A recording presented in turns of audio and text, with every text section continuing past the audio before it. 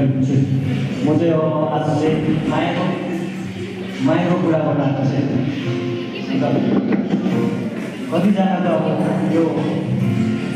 3 वर्षपछि होला मन पर्ने कोही कसलाई भन्नु नसक्ने त